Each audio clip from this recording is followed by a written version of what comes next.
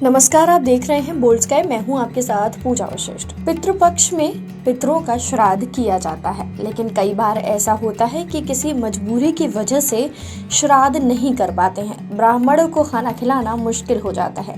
तो आज इस वीडियो में हम आपको बताने जा रहे हैं कि अगर आप श्राद्ध नहीं कर पा रहे हैं तो किस तरीके से आप ब्राह्मण को सीरा दान कर सकते हैं और सीरे में किन किन चीज़ों को रखा जाता है। तो आइए चलिए शुरू करते हैं वीडियो। सबसे पहले हमने गाय के लिए खाना निकाला है, जिसमें हमने जो खाना बनाया था वो हमने पूड़ी और सब्जी रखी है इस पर, साथ ही हमने थोड़ा सा दही रखा है। और ये इमरती जो कि हम ये भी गाय के लिए ही निकाली है। साथ ही गाय के अलावा हम यहाँ पे कौवे का खाना भी निकालेंगे। हमने कौवे के लिए भी पूड़ी और इमरती और जो भी हमने बनाया था वो सब हमें निकालना होता है। गाय के लिए जब भी आप खाना निकालेंगे पहले उसे इस तरह से अग्नि पर चढ़ा देंगे, जल के छींटे देंगे और अपने देवताओं को याद करेंगे।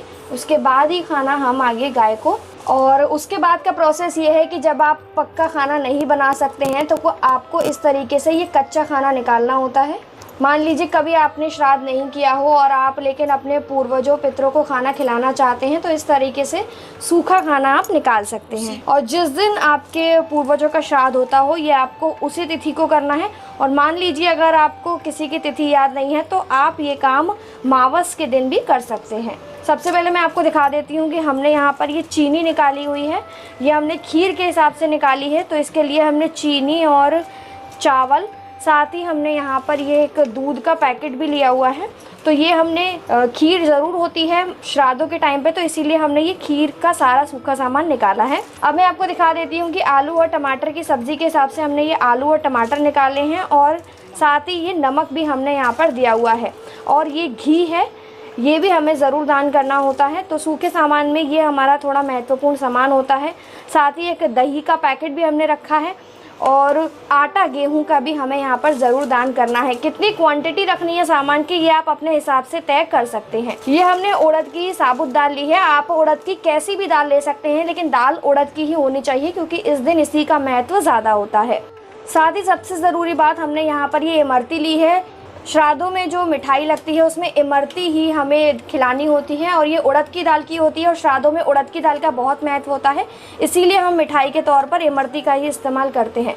अगर आपने कभी भी श्राद्ध नहीं किया है और आप अपने पितरों पूर्वजों को खाना खिलाना चाहते हैं तो आप इस तरीके से सूखा खाना अपने पितरों को खिला सकते हैं। किसी भी ब्राह्मण को ये दान दे दें। और साथ ही इसमें आपको दक्षिणा भी ज़रूर रखनी है, दक्षिणा नहीं भूलनी है। आपकी जैसी भी इच्छा हो आप रख सकते हैं, 51, 101 जैसा भी आप चाहें। साथ ही सूखे खाने के अलावा आपको घर में भी पूड़ी सब्ज़ी ज़रूर बनानी है ताकि जिससे आप कौए और गाय को खिला सकें। और इन सबको खाना खिलाने के बाद ही आपको खुद खाना खाना है। और जो भी आप घर में बनाएंगे उसका आपको एक बार भगवान को भोग ज़रूर लगाना है।